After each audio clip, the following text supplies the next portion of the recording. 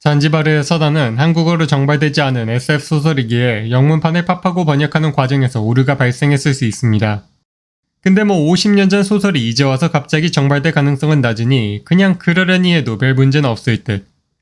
또한 따로 미디어 믹스가 나오지 않았기에 대부분의 이미지들은 이해를 돕기 위해서일 뿐 해당 작품과 직접적인 연관은 없습니다. 미래, 아주 먼 미래.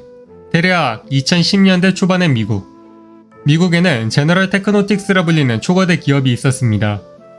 제너럴사는 매스큐라인과 같은 일종의 휴대폰과 같은 고속통신 네트워크나 샬마네스르와 같은 강력한 인공지능 컴퓨터를 소유한 기업으로 세계적으로 경제와 기술의 중심이 되는 기업입니다.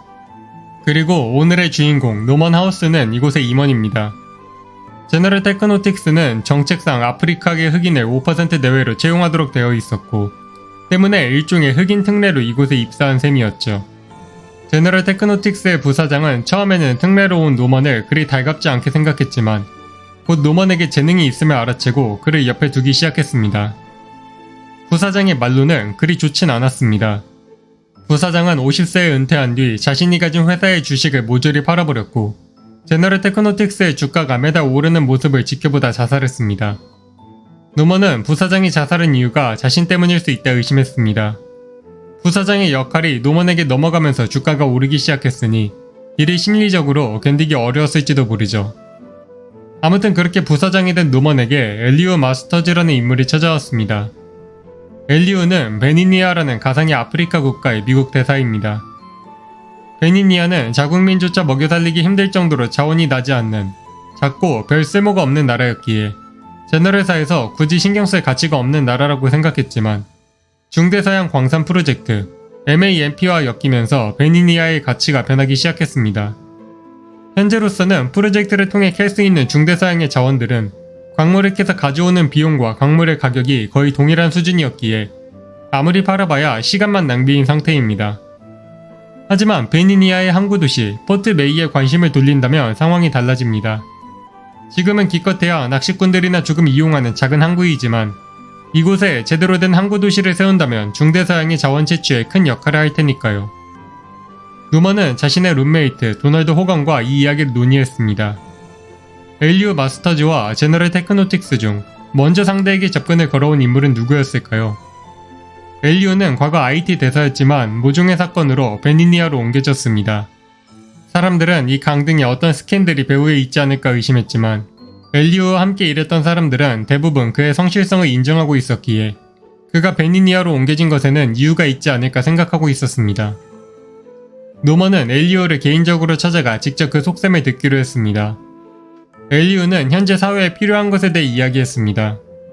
먼 옛날 노먼의 3대조 할아버지는 흑인 노예였고 작은 실수를 빌미로 손목을 잘리는 처벌을 받았습니다. 6살 때 이 이야기를 처음으로 들었던 노먼은 한동안 트라우마에 시달려야 했죠. 지금은 노먼이 어떤 잘못을 저지른다 한들 제너럴 테크노틱스가 노먼의 손목을 자르진 않을 것입니다. 하지만 그것이 이 사회가 천국이 되었다는 것은 아닙니다. 이 사회에서는 당뇨나 생명과 같은 치명적인 유전병을 막기 위해 임산부와 아버지는 의무적으로 건강검진을 받도록 되어 있습니다. 그리고 아이에게 유전병이 걸릴 가능성이 높다면 의무적으로 낙태와 불임 수술을 받아야 할 만하죠.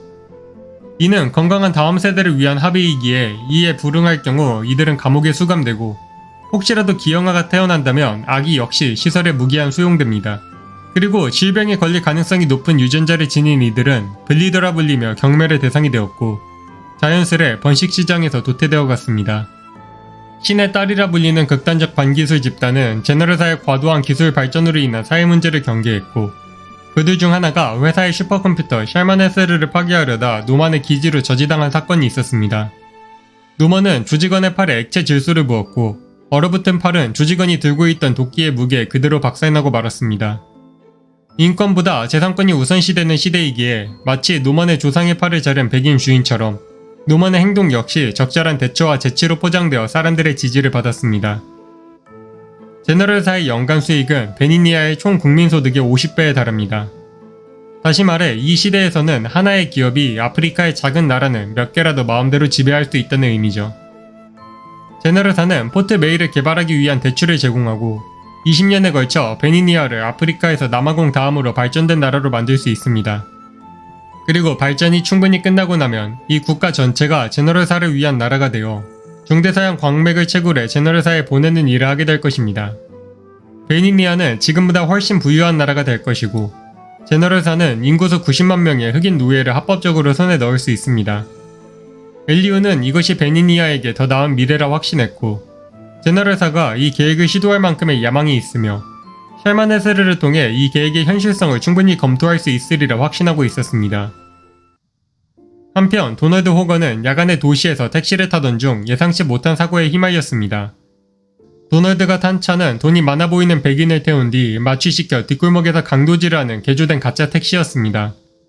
도널드는 택시 문이 닫히기 직전 위화감을 눈치채고 다치지 않게 붙잡았고 소란에 들은 경찰이 택시에 접근하던 와중 문제가 발생했습니다. 뒷골목의 사람들은 경찰의 부정적인 인식을 가지고 있었고 총격전 과정에서 강도가 사망하자 사방에서 쓰레기를 던지며 야유를 보냈습니다. 그리고 무고한 행인이 파편을 맞아 눈이 머는 사고가 발생했고 작은 강도에서 시작된 소란은 화염방사기까지 동원된 대규모 폭동으로 번져나갔습니다. 도널드 역시 연기로 한 치 앞도 볼 수 없는 상황에 처하자 일단 자신과 대치하는 모든 사람들을 닥치는 대로 때려눕히며 혼란스러워하다 경찰의 수면가스에 맞아 정신을 잃었습니다. 정신을 차렸을 때는 이미 철창 안이었습니다. 도널드가 탄 택시를 기점으로 폭동이 시작되었으니 오해를 사는 것도 이상한 일은 아니었습니다. 경찰들은 도널드를 묶어놓은 채 기절한 다른 폭도의 짐을 뒤지고 있었습니다. 바로 노먼이었죠. 노먼은 엘리오와의 만남을 마치고 집으로 돌아가던 중 폭동에 휘말렸고 그곳에서 날뛰는 도널드를 구출하려다 마찬가지로 수면가스에 맞아 쓰러진 상태였습니다. 다행히 노먼의 신원과 도널드와의 관계가 확인되자 두 사람은 곧 풀려날 수 있었고 두 사람은 집으로 돌아가며 폭동과 엘리오 마스터즈와 있었던 이야기를 나눴습니다. 사실 도널드는 이미 노먼이 베니니아로 가게 될 것을 알고 있었습니다.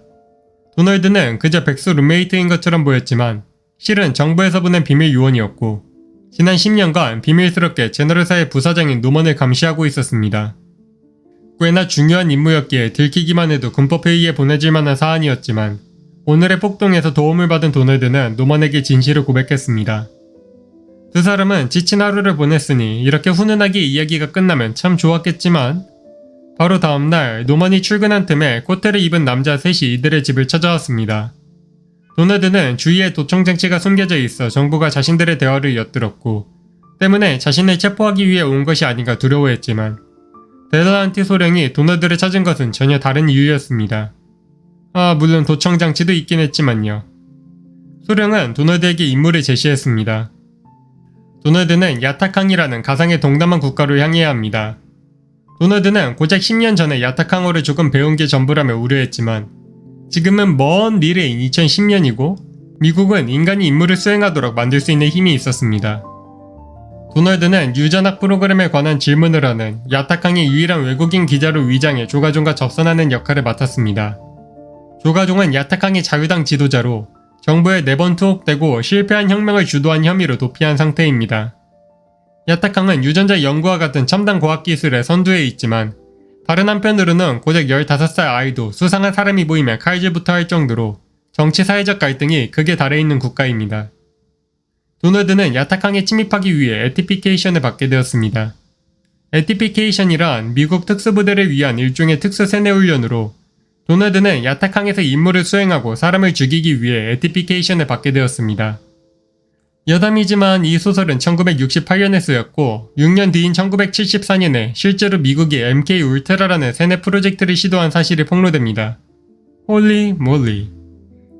한편 노먼은 엘리오 마스터즈 대사를 데리고 제너럴사의 이사회 회의에 참석했습니다. 엘리오가 가져온 베니니아 프로젝트 제안서는 회사의 미래에 상당한 비전을 보여주었지만 필요 자본은 어지간한 국가 예산과 맞먹을 것이고 성과가 나기까지는 50년 이상 두고 봐야 합니다. 샬마네세르로 모든 변수를 계산해 프로젝트가 회사의 이득을 가져다 줄 것임은 보증받았지만 그래도 50년은 너무 까마득하게 먼 시간이었죠. 엘리오는 제너럴사에게 프로젝트를 제안한 이유를 밝혔습니다. 아프리카는 유럽 열강들의 자원 싸움으로 인해 부족간의 특성을 전혀 고려하지 않고 국경이 그어진 바람에 엄청난 시간 동안 내전과 갈등에 시달렸습니다. 이러한 아프리카의 고난에서 베니니아가 자유로울 수 있었던 것은 우선 베니니아에는 애초에 쓸만한 자원이 없었기 때문이며 베니니아의 지도자인 자드 오브미가 베니니아를 아프리카의 스위스 같은 중립지대로 만들어 전쟁에 휘말리지 않게 조율한 덕이었습니다. 그 결과 베니니아는 가난하지만 평화로운 국가로 자리 잡을 수 있었죠. 하지만 자드는 영원히 살 수 없고 베니니아의 포트 메이 항구 도시는 중대서양 광산 프로젝트로 인해 그 가치가 치솟고 있으니 자드가 죽은 뒤에는 베니니아가 다른 아프리카 국가에 삼켜질 위험이 있었습니다. 다행히 베니니아는 식민지 국가였던 것 치고는 별다른 피해를 입지 않았기에 심지어 영국이라고 해도 그리 미워하진 않았고, 그러니 제너럴사의 도움으로 포트 메이를 발전시켜서 어떤 나라에게도 먹히지 않게 국력을 기를 수 있었습니다. 물론 최고는 베니니아가 직접 포트 메이를 개발하는 것이지만 그러기에는 원자재와 기술력이 부족하고 제너럴사가 중대서양 광산 프로젝트를 진행하고 있으니 제너럴사와 손을 잡는 것이 더 유익할 것입니다. 제너럴사의 임원들은 베니니아 정부의 대표가 아닌 대사인 엘리우가 이런 제안을 하는 것에 의아했지만 자드 대통령은 최근 암살 시도로 시력을 거의 잃고 심리적으로도 지친 상태였기에 엘리우에게 도움을 요청한 상태였습니다. 엘리우의 주장은 설득력이 있었고 베니니아 프로젝트가 최종적으로 통과되었습니다. 한편 도나드는 에티피케이션을 통한 훈련을 끝마치고 억제되지 않은 살인 본능이 일깨워진 뒤 본격적인 임무 지시를 받았습니다. 야타캉 정부는 미래 출산의 최적화에 대한 연구를 진행 중입니다. 건강검사를 통과하지 못한 임산부의 낙태를 의무화하는 미국에서 아기는 사실상 사치품에 가까운 존재가 되었지만 야타캉의 수가이군퉁 박사는 건강하지 않은 유전자를 가진 사람도 건강한 자녀를 낳을 수 있는 방법을 연구해냈습니다. 도널드의 임무는 수가이군퉁이 사기꾼이라는 증거를 잡아낸 뒤 야타캉 국민들의 분노를 촉발시켜 친미 성향의 조가종이 새로운 정권을 잡도록 하는 것입니다. 도널드는 임무를 준비하며 수가이군퉁의 모든 과학 논문을 읽어보았고 어쩌면 이들의 유전자 조작 기술이 진짜 기능할 수도 있지 않을까 의견을 제시했습니다. 만약에 그렇다면 도널드의 임무는 최대한 빠르게 연구의 세부 내용을 손에 넣는 것이 됩니다. 직접적으로 이야기를 듣진 못했지만 도널드는 자신의 임무를 이해했습니다. 연구가 진짜든 가짜든 그것이 야타캉에서 시행되어서는 안 됩니다. 야타캉이 현실의 중국이나 러시아처럼 꽤 밉상인 나라인지 아니면 그냥 세계가 시기와 혐오가 트렌드가 된 세계선인지는 알 수 없지만 야타캉의 유전자 연구 성공은 전 세계의 시기와 미움을 받을 가능성이 높습니다. 그리고 그런 상황이라면 미국에서는 약간의 갈라치기만으로 야타캉과의 전쟁을 지지하는 여론이 생겨날 수도 있습니다. 한편 노먼과 엘리오는 베니니아 프로젝트를 준비하기 시작했습니다. 베니니아 프로젝트를 현실화하기 위해서는 극복해야 할 장벽이 있었습니다. 베니니아의 자드 오브미 대통령은 자신의 병을 베니니아 국민들에게 알렸는데 이는 자드에게 남은 삶이 얼마 되지 않음을 의미합니다. 엘리오는 자드가 자신의 계획을 좋아해 줄 것이라 주장했지만 베니니아 프로젝트는 앞으로 긴 시간 동안 진행되어야 했고 자드의 후임자 역시 이 프로젝트를 좋아해 줄지는 알 수 없었습니다. 그러니 프로젝트가 베니니아의 이득을 가져다 줄 거란 확고한 보장을 보여줘야 했습니다. 노먼과 엘리오는 샬마네스르를 최대한 활용해가며 가능한 모든 시뮬레이션을 돌렸습니다.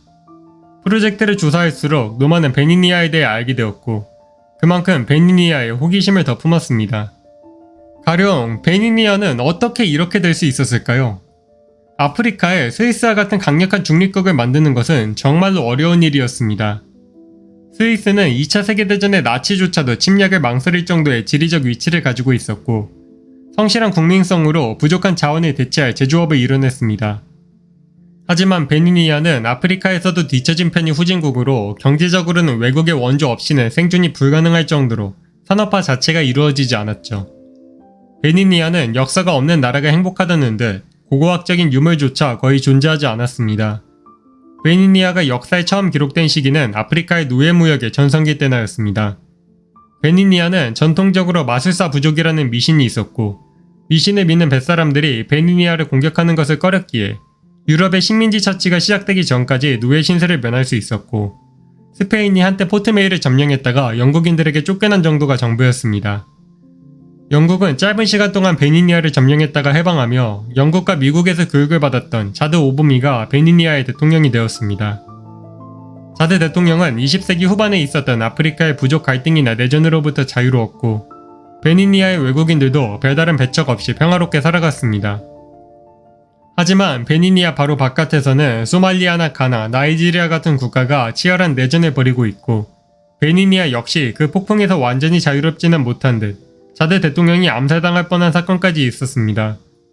아마 자드가 은퇴한 후 후계자 분쟁까지 일어난다면 이들의 평화를 질투하는 이웃들이 베니니아를 노릴 것입니다. 그런데 진짜 이 상황에서 50년 뒤를 보는 베니니아 프로젝트가 가능성이 있는 게 맞을까요? 샬마네세르는 주어진 데이터만을 바탕으로 판단하고 있습니다. 엘리우가 베니니아를 향한 사랑으로 낙관적인 견해만을 입력하고 그 결과 샬마네세르가 영향을 받았다면 어떨까요? 평화롭기만 할 뿐 대학조차 없는 이 빈곤 국가를 짧은 시간 안에 선진국으로 만드는 것은 너무나도 낙관적인 발상이었습니다. 노먼은 도널드가 휘말렸던 얼마 전의 폭동을 떠올렸습니다. 도널드는 그 폭동의 원인이 자신에게 있다고 생각했습니다. 물론 그건 너무나도 과장된 책임일지 모르지만 적어도 준비되지 않은 사람들이 급격한 환경 변화를 겪었을 때 어떤 결과로 이어질지는 그 누구도 알 수 없다는 증거였죠. 노먼은 자신이 베니니아의 재앙을 불러오는 것은 아닐까 걱정했습니다. 그리고 실제로 문제가 발생하기 시작했습니다. 베니니아 프로젝트가 누설되어 중대서양 광산 프로젝트 주식을 사들이는 사람이 늘어났고 때문에 프로젝트 예산이 예상치를 크게 상회하기 시작했습니다. 제너럴 테크노틱스의 CEO인 버크 패스트는 노먼이나 다른 누군가가 산업 스파이가 아닐까 의심했지만 곧 문제의 원인이 다른 곳에 있음을 알았습니다. 아무래도 회사가 아프리카 시장에 무지한 만큼 샬마네세르에 넣을 베니니아의 데이터를 수집해야 했는데 그 과정에서 누군가가 제너럴사가 베니니아에 관심을 갖는 것을 눈치챈 모양이었죠. 그렇다면 이 데이터는 이미 유럽연합을 넘어 중국과 러시아도 곧 관심을 갖게 될 것입니다. 이는 샬마네세르를 가진 기업조차도 실제 경험이 가진 힘을 무시할 수 없다는 증거였고 이들은 더 많은 정보가 유출되기 전에 프로젝트 진행 속도를 높이기로 합의했습니다. 한편 도널드는 임무를 위해 야타캉에 입국했습니다. 야타캉은 듣던 대로 외국인에게 적대적이었고 도널드는 입국하자마자 48시간 동안 지속되는 불임약을 복용해야만 했습니다. 이들은 오염된 외국인의 유전자는 받아들일 생각이 없었으니 정관 수술을 받거나 야타캉에 머무르는 동안 약을 복용하거나 아니면 추방당하는 것 중에 선택해야 했죠. 사실 야타캉의 여성들은 대부분 1년 단위로 임신을 막을 수 있는 캡슐을 장착하고 있었기에 사실상 외국인에게 대놓고 모욕과 적대감을 보이기 위한 정책이라고밖에는 볼 수 없었습니다. 반강제로 약을 복용하고 48시간 고자가 된 도널드는 야타캉에서 유일하게 외국인 손님을 받는 헌정 호텔로 향하던 중 브루넨이라는 이름의 인도계 웨일스인 여성과 동행했습니다. 도널드는 브루넨과 대화를 나누며 야타캉의 상황을 전해들었습니다. 브루넨은 백혈병을 앓고 있었습니다. 때문에 수가이군퉁 박사가 개발한 백혈병 치료를 받기 위해 야타캉에 입국한 상태였죠. 브루넨의 남편은 의사였고 브루넨의 백혈병을 진단해 치료하려 했지만 얼마 지나지 않아 의료 불신에 빠진 복도들에게 린치당했고 브루넨은 21살의 나이에 백혈병 걸린 과부 신세가 되었습니다. 때문에 외국인 멸시가 심각한 야타캉과 지내면서도 브루넨은 오히려 본국보다도 더 마음의 안정을 가질 수 있었습니다. 도널드와 브루넨은 서로 바로 옆방에 배정받았고 브루넨은 백혈병 때문에 법적으로 영구 불임 판정을 받았습니다. 그리고 아무래도 외국인을 멸시하는 나라에서 언어가 통하는 둘이 만났으니 도널드는 상부의 간단한 보고를 마친 뒤 브루넨과 즐거운 시간을 보냈습니다. 노먼과 엘리우는 포트 메이로 향했습니다. 베니니아는 제대로 된 공항이라는 것이 아예 존재하지 않았기에 우선 나이지리아에서 내린 뒤 날개가 흔들리는 작은 경비행기를 타고 가야 했습니다. 처음 베니니아에 내린 노먼이 들은 것은 너무나도 당연해서 이상하다는 것도 눈치채지도 못한 영어였습니다. 혼자 힘으로 문명국가에서 자급자족하기 어려워진 베니니아는 살아남기 위해 서구인의 문화를 받아들여야만 했습니다. 그렇게 포기한 베니니아의 문화 중에는 베니니아어만 있진 않았을 겁니다. 어쩌면 이들 중에는 소중한 가족을 노예로 빼앗긴 불운한 이들이 있을지도 모릅니다. 그리고 그 노예들의 후손 중에는 노먼도 있을지 모르죠. 이 모든 상황 자체가 노먼에게 기묘한 감정을 불러일으켰습니다. 이제는 일할 시간이지만요. 움막으로 둘러싸인 빈민굴에서 외국 투자자를 환영하는 베니니아의 현수막이 걸려 있었습니다. 그곳에서 노먼은 엘리우의 비서 기드온을 만났습니다. 노먼보다 8살 정도 어린 흑인 청년은 엘리우가 처음 베니니아의 대사로 파견되어 이 움막에 배정받았을 때 미래가 없어졌다고 생각하고 절망했습니다. 하지만 베니니아에서 업무를 진행할수록 기드온은 베니니아와 엘리우에게 새로운 확신을 가졌습니다. 베니니아에서는 지난 15년간 살인사건이 벌어지지 않았습니다. 15년 전의 살인도 갱이나 이념 갈등 따위가 아닌 아내가 바람나서 벌어진 치정 싸움에 불과했으니 베니니아는 빈곤한 경제만으로는 설명할 수 없는 특별하고 평화로운 나라였습니다. 그리고 그날 저녁 대통령과의 약속이 잡혔습니다. 대통령과 주요 인사들 모두가 영어를 할 줄은 알지만 아프리카 영어와 미국식 영어는 문화 차이로 꽤나 다른 모습을 보였기에 기드온이 통역을 위해 끼어들었고, 이들은 저녁 식사 시간에 대통령과 장관들에게 베니니아 프로젝트를 제안할 프레젠테이션을 준비했습니다. 베니니아의 정치는 서구식의 행정 단위로는 판단할 수 없는 국가보다는 100만 명짜리 가족에 가까운 형태였기에 대통령이 프로젝트의 경제성만을 보고 승인을 해줄지는 장담할 수 없었습니다. 이들은 순수하게 돈을 벌어다주는 프로젝트가 아닌 주변 이웃 국가에게 삼켜지지 않을 힘과 복지를 장담할 수 있는 프로젝트가 필요했습니다. 저녁까지 모든 검토를 마친 노먼과 엘리우는 대통령궁에 입장했습니다. 자드는 별다른 형식도 치르지 않고 엘리우와 격한 포옹을 나누며 이들을 반겼고, 마치 가족 모임에 친구가 초대받은 것처럼 노먼을 대했습니다. 이런 격식 없는 관계는 노먼의 머릿속에 잡념을 계속 불러일으켰지만 그래도 핵심은 변하지 않았습니다. 노먼은 이들에게 필요한 것이 있었고 이들이 필요로 하는 것을 제공할 수도 있었습니다. 노먼은 천천히 이들을 설득하기 시작했습니다.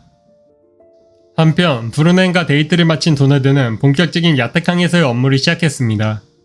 디어드레라는 이름의 요원이 도널드에게 접선해 야탁항의 사정을 들려주었습니다. 스가이 군퉁은 서구권은 물론 중국과 일본 같은 아시아권의 기자들 역시 접근을 막고 있었습니다. 야탁항어를 할 줄 아는 디어드레는 스가이 군퉁의 논문을 모두 읽어보았고 유전자 풀을 최적화하는 몇 가지 방법을 알았지만 대부분은 유전자 풀을 한정시켜 부작용을 낳거나 현대의 기술력으로 불가능한 것뿐이었습니다. 때문에 야탁항의 대통령 솔루카르타는 새로운 방법을 선포했습니다. 유전자를 수정된 배아에 맞게 조절해 아기를 역사상 전례가 없는 재능을 갖고 태어나게 하는 것. 자식이 건강하고 똘똘한 걸 싫어하는 어른은 없기에 이 아이디어는 야탁항 대중의 상상력을 흥분시킬 것입니다. 그리고 그렇게 태어난 아이 역시 자신을 건강하고 유능하게 낳아준 선조에게 감사할 것이고요. 이 또한 불가능해 보이지만 불가능하다기엔 이들의 선전이 너무 본격적이었습니다. 도널드는 임무를 위해 야탁항의 공무원들과 접선했습니다. 도널드는 유전학을 공부하기 위해 야탁항어를 공부했다 둘러대며 이들의 호의를 사려했지만 뚱뚱한 캣탱 이사는 도널드가 야탁항에서 있었던 발표를 믿는지 그리고 도널드가 어떤 연구를 추구하는지 깊게 물어보면서 은근한 불신과 경멸을 표현했습니다. 도널드는 열심히 임기응변으로 질문에 답하고 수가이 군퉁 교수와의 면담을 요청했지만 캣탱은 여전히 외국인 따위에게 시간을 쓸 순 없다며 거부할 뿐이었죠. 도널드는 캣탱을 설득하기를 포기했고 외국인을 위한 불임 수술을 받겠다 신청하고 수가이 군퉁의 대학병원으로 향했습니다. 수가이 군퉁의 제자로 있는 것에 자부심과 영광을 느끼는 학생들을 만난 도널드는 이들에게 몇 가지 질문을 하려 했지만 안 좋은 타이밍에 비명소리가 들려왔습니다. 한 미친 남자가 야탁항 전통 칼을 들고 학생들을 닥치는 대로 썰어대고 있었습니다. 에티피케이션, 즉 살인에 대한 특별 세뇌 훈련을 받은 도널드는 쓰러진 남자를 공격하려는 범인을 덮쳤고 치열한 싸움 끝에 유리조각을 칼 삼아 남자를 참수했습니다. 하지만 그 과정에서 도널드 역시 여러 군데 상처를 입었고 자신이 저지른 행동에 큰 충격을 받았습니다. 한편 대통령과의 시간을 끝낸 노먼은 베니니아를 탐방했습니다. 노먼은 작은 마을의 진료소에서 몇 명의 여자들이 물에 적신 옷으로 남자의 몸을 닦는 모습을 보았습니다. 노먼은 그 모습이 그저 아픈 사람을 보살피는 것이라 생각했지만 사실 그 남자는 노먼이 태어나서 처음으로 보게 된 사람의 시체였습니다. 학교에서는 아직 어린 학생들이 미국과 영어에 대해 공부하며 노먼에게 호기심을 표현했고 불과 몇 걸음 떨어진 진료소에서는 아무것도 아닌 것처럼 시체를 매장하고 있었습니다. 이건 재앙이나 전염병이 아닌 그저 이 나라의 일상이었습니다. 이런 식으로 에어컨을 쐬며 데이터로나 주물거리던 세상으로는 볼 수 없는 베니니아의 진짜 모습은 노먼에게 큰 충격이었습니다. 가령 베니니아에는 화를 내다라는 것을 의미할 단어가 없었습니다.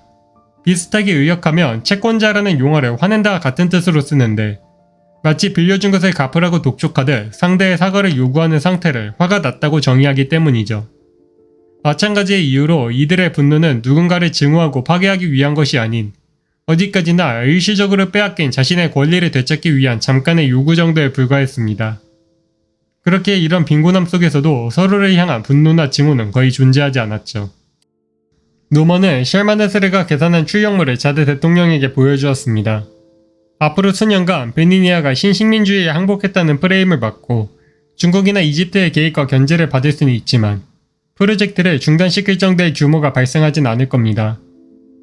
자드는 불안정한 경제에 너무 많은 자본이 불려 인플레이션이나 불공평한 소득 분배 문제가 생길 것을 우려했지만 번역을 읽어봐도 저는 잘 이해가 안 가는 이유로 아무튼 전통적인 의미의 세금은 전혀 늘어나지 않게 만들 수 있기에 베니니아 국민의 대부분은 늘어난 수익의 수혜만을 받을 것입니다. 또한 수많은 외국 고문과 교사들을 투입해 베니니아의 장기적인 교육 수준도 끌어올릴 것이며 지식은 계속해서 후대에 전달해 베니니아를 아프리카의 선진국으로 만들 것입니다. 한편 충격과 가다출혈로 기절했던 도널드가 깨어났을 때는 기쁜 밤이었습니다. 그리고 경찰청장이 도널드를 신문하기 위해 기다리고 있었습니다. 따지고 보면 묻지마 칼부림을 막은 영웅이긴 하지만 도널드가 별로 안 친한 나라의 외국인이었다는 점, 그리고 대처 방법이 너무 과했다는 점이 문제였습니다. 서울에서 칼부림이 났는데 중국인이 나타나 범인의 목을 잘라서 사람들을 구했다고 하면 일단 모양새가 좀 그렇잖아요. 경찰청장은 피해자가 과로한 대학생으로 부모의 기대와 부담을 견디지 못해 미쳐버린 것이라 추측하고 있었습니다. 그리고 도널드는 이제 고자가 됐습니다. 불임 수술을 신청한 기록이 있길래 기절한 동안 겸사겸사 수술도 끝내버렸죠. 이는 단순히 도널드를 조롱하거나 수치심을 주기 위해서가 아니라 도널드가 어떤 사람인지 파악하기 위해서였습니다. 그리고 도널드의 몸에는 에티피케이션을 위한 약물의 흔적이 조금 남아있었습니다. 도널드의 약물은 어디까지나 오랜 비행시간을 견디기 위한 각성제의 일종이며 칼부림을 막은 것은 사람들이 쓰러지는 와중에도 그 누구도 가해자에게 맞서지 않는 모습에 화가 나 자신도 모르게 뛰어든 것이라 항변했습니다. 감정적으로는 꽤나 멋있었지만 일개 기자가 칼든 살인자를 덮쳐 역으로 참수할 수 있었던 비결로는 그리 와닿지 않는 설득이었죠. 하지만 그래도 도널드가 아직까지는 야타강에 별다른 해를 끼치지 않았고 오히려 칼부림을 막아준 영웅이라는 사실은 변하지 않았고 경찰청장은 도널드를 감시하겠다는 경고만을 남긴 채 풀어주었습니다. 너무나도 쉬운 석방이 이상하게 보이지만 이유가 있었습니다. 경찰서 밖에서는 도널드가 구출했던 대머리 남성이 그에게 인사하기 위해 기다리고 있었습니다. 남자의 이름은 수가이 군퉁. 도널드가 그렇게 만나고 싶어 했던 그 과학자였습니다. 도널드는 예상치 못한 운명적 대머리와의 만남에 웃음을 참기 위해 애썼고 수가이 군퉁은 자신의 부고 기사를 작성하는 대신 혼자의 힘으로 기사 내용을 바꿔버린 이 영웅에게 보답할 준비가 되었습니다. 도널드는 자신이 단순한 기자가 아닌 생물학 박사 논문을 쓰는 중이며 수가이 군퉁의 유전자 프로그램을 취재하기 위해 왔다 소겠습니다. 야타강의 정부는 국민에게 유전자를 정화해 건전한 인간만 남기고 최종적으로는 개선된 특수한 인간 모델을 육성하겠다 공약했지만 미국을 비롯한 세계 어떤 나라도 이를 믿지 않고 있었습니다. 수가이 군퉁은 도널드의 부탁에 한동안 고민하다 어려운 말을 꺼냈습니다. 수가이 군퉁은 유인원을 이용해 유전자 조작 실험을 했고 조작된 4마리의 유인원은 모두 자살했습니다. 단순히 환경에 적응하지 못해 벽에 머리를 박다 죽어버린 것이 아닌 분명한 자신의 죽음을 바라고 실행할 능력은 동물과 인간을 구분짓는 중요한 요소 중 하나입니다. 이는 굉장한 성공이지만 사실 문제가 있었습니다. 인간의 유전적 결함을 제거하기 위해서는 앞으로 한 세기는 지난 뒤에야 실마리를 잡을 수 있을 것이고 야타강의 인구로는 100년 이내에 원하는 만큼의 유전자를 제공할 수 없을 것입니다. 그리고 이 문제를 정부에 이야기했을 때 정부는 그저 실험실에 들어가 지시나 따르라고 말할 뿐이었습니다. 정부는 아직 기술적으로 불가능한 것을 자국 선전용어로 쓰고 있었습니다. 야타강의 유전자 조작 자체가 그저 일종의 사기였던 것이죠. 수가이 군퉁은 그저 아직 떠올리지 못한 과학적 아이디어를 더 꽃피우고 싶을 뿐 이런 정치적인 문제에 더 이상 얽히고 싶어하지 않아 보였습니다. 그리고 지금의 정권에서는 그런 걸 희망하는 게 불가능하다는 것도 알고 있죠. 도널드는 자신의 이상이 선전수단으로 이용된 수가이 군퉁의 모습을 동정했고 잠깐의 고민 끝에 그를 끌어들이기로 했습니다. 델라한티 소령은 수가이 군퉁을 만날 뿐 아니라 그에게 생명의 빚까지 지우고 정권의 불안해하는 속내까지 밝혀낸 도널드의 상상도 못한 큰 성과에 기뻐하며 그를 조가종의 캠프로 데려가도록 지시했습니다. 어느덧 칼부림 사건의 공포와 충격은 희미해졌고 이제는 자신이 해냈고 할 일을 자부심만이 남았습니다. 불운함과 또다시 즐거운 시간을 보낸 도널드는 아침이 되자 조가종의 비밀기지로 들어가 연락원을 만났습니다. 도널드는 저녁에 수가이 군퉁과 다시 이곳을 찾기로 시간을 잡은 뒤 창고를 빠져나왔지만 그곳에는 이미 도너드를 감시 중이던 경찰청장이 기다리고 있었습니다. 도너드의 수상한 모습을 본 청장은 곧바로 도너드를 체포하려 했지만 그날 저녁에 바로 수가이 군통을 만나야 했던 도너드에게는 그럴 시간이 없었습니다. 도너드는 청장과 운전수 그리고 다른 경찰관들을 모조리 쏴 죽인 뒤 현장을 탈출했습니다. 충분히 안전해졌다 판단한 도너드는 한밤이 되자 수가이 군통을 다시 찾았습니다. 수가이 군통은 자신의 생명을 구해준 남자가 경찰을 죽이고 도주 중인 현실에 충격을 받았지만 도너드는 수가이 군통이 정치적 도구로 사용되는 것에서 벗어날 수 있게 도울 유일한 인물이었고 수가이 군통은 그를 따라가기로 결심했습니다. 비록 아침에 만난 연락원은 도너드의 총질을 보고 기겁해 도망쳤지만 현 정권에 반발하고 조가종을 지지하는 그리고 끔찍한 현장을 두 눈이 아닌 기사로만 접한 사람들에겐 경찰을 죽이고 도망친 도너드는 일종의 영웅이 되었고 조가종을 좋아하는 선장이 비밀스럽게 도너드와 수가이 군통을 태워 조가종에게 안내해 주었습니다. 그리고 수가이 군통은 자신이 조가종에 가고 있다는 것을 꿈에도 생각하지 못하고 있었죠. 수가이 군통에게 조가종은 그저 또 다른 정치인에 불과했습니다. 차라리 솔루카르타 대통령은 대통령이라 힘이라도 있지 얘는 힘조차 없는 정치인이죠. 수가이 군통은 자신이 맞는 선택을 한 건지 두려워했지만 이미 엎질러진 물이죠. 생선들과 함께 창고에서 항해하기도 몇 시간. 마침내 이들은 피난민 캠프 같은 곳에서 조가종을 만났습니다.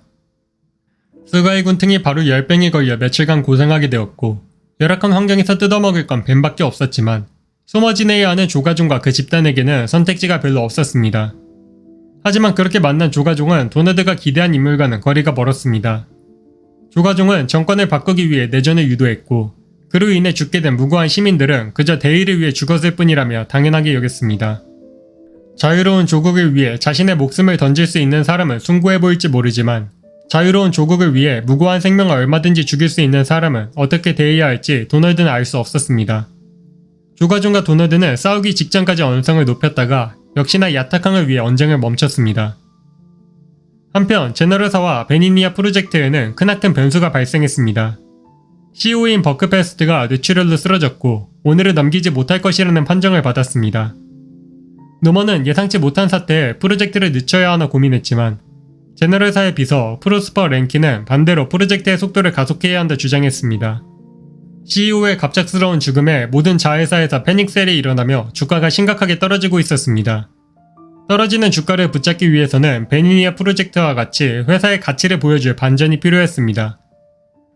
노먼은 이미 4대 대통령이 베니니아 프로젝트에 동의했으니 서두르지 말자고 했지만 프로스퍼는 버크페스트가 쓰러진 이유를 보여주었습니다. 샬마네스르의 프로그램을 베니니아 프로젝트의 이름으로 전환하자 기술자도 알 수 없는 이유로 샬마네스르가 이를 거부하기 시작했습니다. 샬마네스르는 이미 저장된 데이터와 베니니아 현장에서 수집한 데이터가 일치하지 않아 혼란을 겪는 모양이었죠. 프로스퍼는 그럼에도 제너럴사의 주가를 돌려놓기 위해서는 베니니아 프로젝트가 필수라고 생각했고 48시간 안에 대대적인 홍보를 통해 프로젝트를 시작해야 한다 주장했습니다. 그 결과 대대적인 홍보가 시작되었고 결과적으로 이는 많은 주주들의 호응을 얻었습니다. 주가는 오히려 CEO의 사망 이전보다 더 높아졌고 언론에서는 베니니아 프로젝트로 인해 채굴할 광물을 생각하며 설레발을 쳤습니다. 하지만 샬마네스르가 협조해주지 않는다면 프로젝트 자체가 제대로 들어갈 수 없습니다. 노먼은 샬마네스르의 협조를 얻기 위한 음성신문을 시작했습니다. 샬마네스르의 입장은 변함이 없었습니다. 샬마네스르는 베니니아 프로젝트 자체가 작동하지 않을 것이라 생각했습니다. 왜냐면 데이터 중에는 믿을 수 없는 내용이 있기에 제대로 된 계산이 불가능하니까요. 샬마네스르는 그런 증오가 없는 평화로운 국가와 국민이 존재한다는 것을 이해하지 못했습니다. 몇 차례의 설레발 끝에 노먼은 샬마네스르가 베니니아의 특징을 받아들이도록 강요하는 데 성공했고 샬마네스르는 어떤 마법적인 힘이 베니니아의 인간들을 특수하게 만든다는 것에 동의하고 그런 힘을 가정해 본격적인 계산에 나섰습니다. 그리고 이는 다른 가능성을 보여주기도 했습니다. 만약에 베니니아의 평화가 그들의 경제 상황으로 설명할 수 없는 특별한 비결이 있다면 다른 나라에서도 전쟁을 없애버릴 방법이 있지 않을까요? 제너럴사는 뉴질랜드에서의 입찰 전쟁에서 승리했고 본격적인 포트메이 확장 프로젝트가 시작되었습니다. 작은 배들이 순차적으로 포트메이에 들어섰고 노먼은 프로젝트에 맞는 각계의 전문가들을 섭외했습니다. 그리고 엘리오는 교육부 장관과 함께 베니니아의 학생 선발 프로그램을 맡았고 대통령은 제너럴사의 의료진의 도움을 받았지만 아무래도 나이가 많기에 이미 오래 살기는 힘들어 보였습니다. 하지만 일단은 프로젝트는 수월하게 진행되었습니다. 한편 조가종과의 불편한 대화를 마친 도널드는 수가의 군탱이 회복되는 며칠간 침울한 시간을 보냈습니다. 도널드는 조가종의 모든 조직원들과 대화할 수 있었지만 조직원들은 도널드가 다가오면 눈에 띄게 말을 조심하는 모습을 보여주었습니다. 며칠 뒤 조가종은 기지를 옮겨야 할 때가 되었고 수가의 군탱을 잠수함에 태워 미국으로 보낼 준비를 했지만 열에 시달리는 이 과학자는 야타강을 떠나고 싶지 않다 요청했습니다. 그렇다고 다시 대학병원으로 돌려보낼 수도 없었습니다. 조가종은 의식을 잃은 사람은 쉽게 옮길 수 있다는 명쾌한 해결책을 제시했고 적절한 약물 치료를 통해 잠시 잠들게 했습니다. 해가 진 뒤 조가종과 도널드는 잠든 수가의 군탱을 업은 채 작은 보트를 타고 이동했습니다.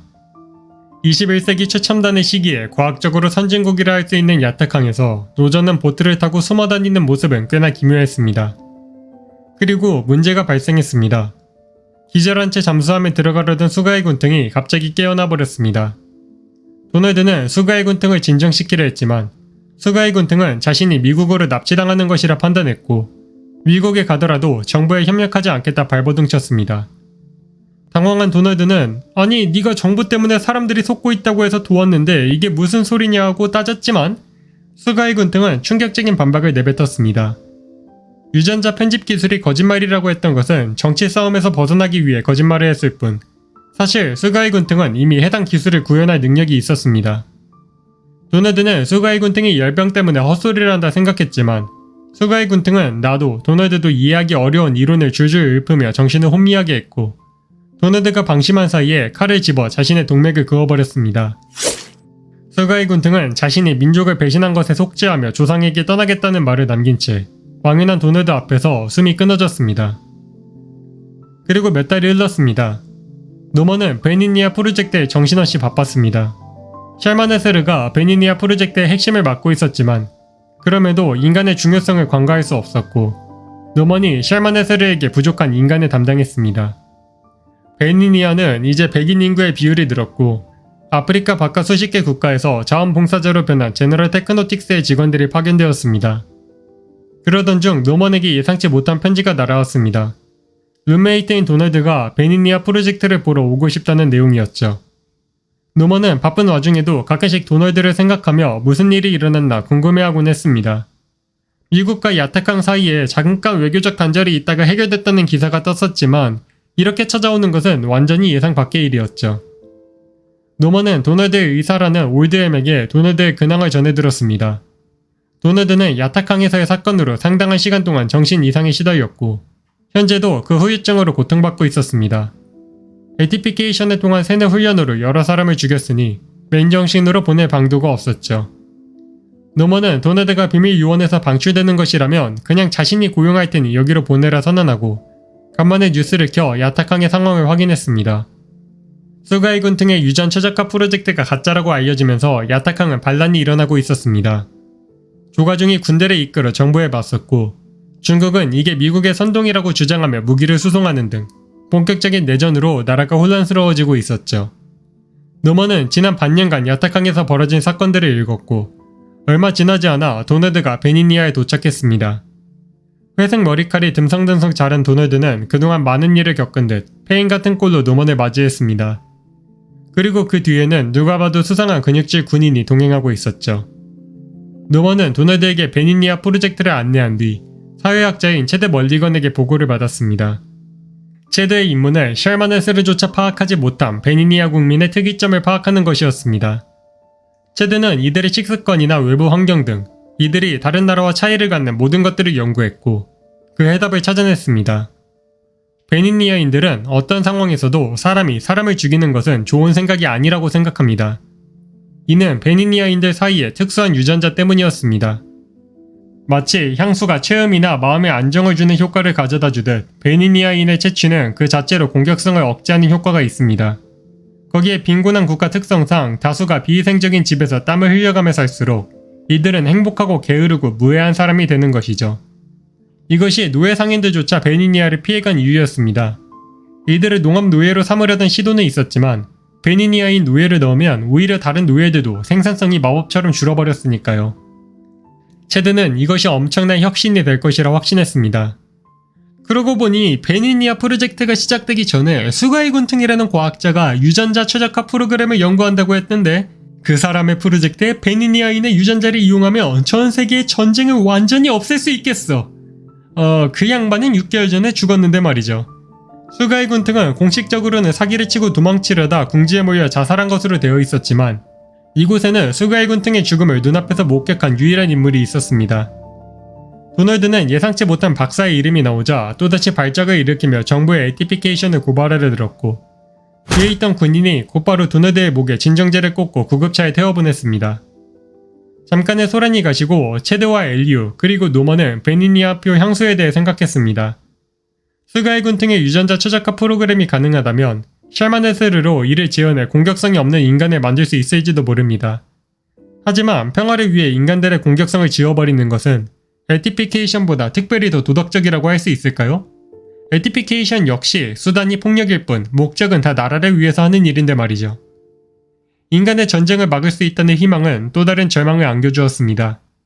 베니니아의 평화로운 모습에 반한 이들은 언젠가 우리의 조국도 혹은 전 세계도 이토록 평화로운 존재가 될 수 있지 않을까 기대했지만 인공적으로 인간성을 조작해야만 세상을 구할 수 있다면 그 인공적으로 개조된 인간들은 우리와 같은 인간이라고 볼 수 있을까요?